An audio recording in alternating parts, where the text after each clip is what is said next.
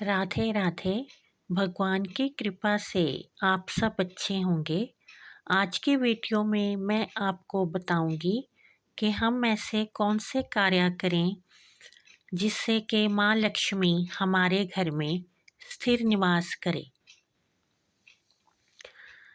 लक्ष्मी माता सबके घर में आती है, लेकिन जो लोग उसे अच्छे कार्य करके संभाल लेते हैं उनके घर में माँ स्थिर निवास कर लेती है। हमें इस तरह के कार्य करने चाहिए ताकि माँ लक्ष्मी का हमारे घर में भी स्थिर निवास हो जाए। जो पहला कार्य है वो ये है कि हमें अतिथियों का सत्कार अवश्य ही करना चाहिए।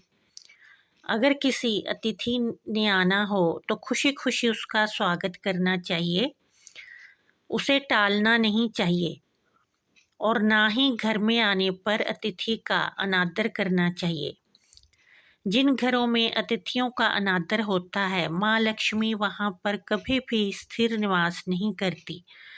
लक्ष्मी माँ आती तो है लेकिन फिर वो चली जाती है। जब भी कोई अतिथि आए, चाहे वो किसी का भी रिश्तेदार हो, सास को, ननद को, देवरानी को, जेठानी को, सबको उसका आदर करना चाहिए। चाहे वो किसी का भी भाई हो, किसी के भी माता पिता हो, सब घर वालों को उस अतिथि का आदर करना चाहिए, तभी माँ लक्ष्मी प्रसन्न होती है। और जिस घर से अतिथि रुआंसे होकर जाते हैं, वहाँ से फिर माँ लक्ष्मी भी चली जाती है। अगर अतिथि उस घर से मन दुखी करके जाते हैं, जाते हुए उनका मन दुखी होता है, तो फिर माँ भी उस घर में कभी भी खुशियाँ नहीं आने देती। इसलिए हमेशा अतिथियों का सत्कार करना चाहिए और उनका आदर करना चाहिए और जाते हुए उन्हें अवश्य कोई ना कोई भेंट देकर प्रसन्न करके ही जाने देना चाहिए। दूसरी जो बात है, जो दूसरा कार्य है, वो ये है कि तुलसी के क्यारे में उतना ही पानी डालना चाहिए जितना कि गमले की मिट्टी उसे सोख ले।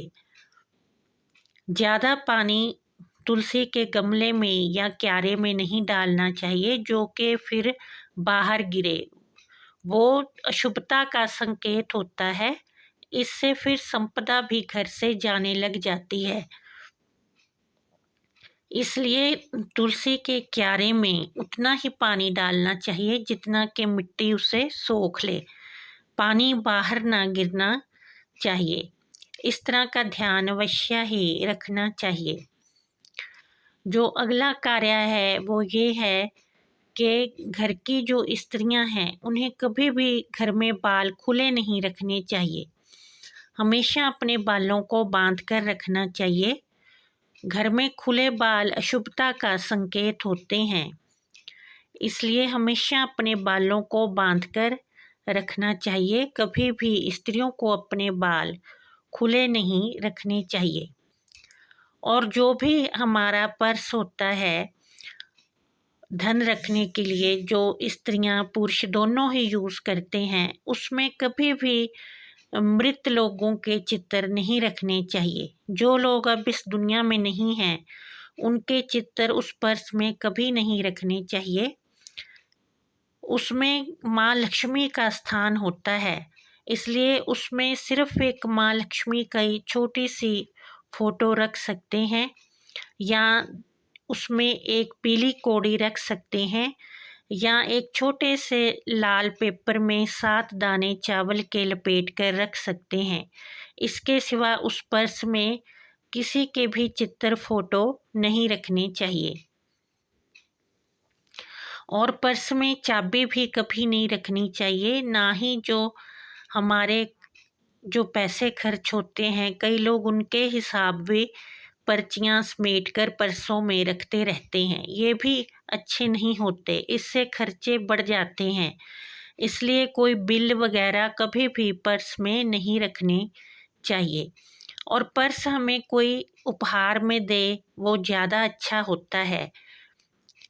और इसलिए कोशिश करनी चाहिए कि जो पर्स हमें किसी से उपहार स्वरूप मिला है उसे ही यूज़ करना चाहिए। अगर नहीं तो शुक्रवार या सोमवार वाले दिन हम पर्स खरीद कर उसे यूज़ करें तो उसमें धन बढ़ता है और जो आय के स्रोत हैं वो भी बढ़ते हैं।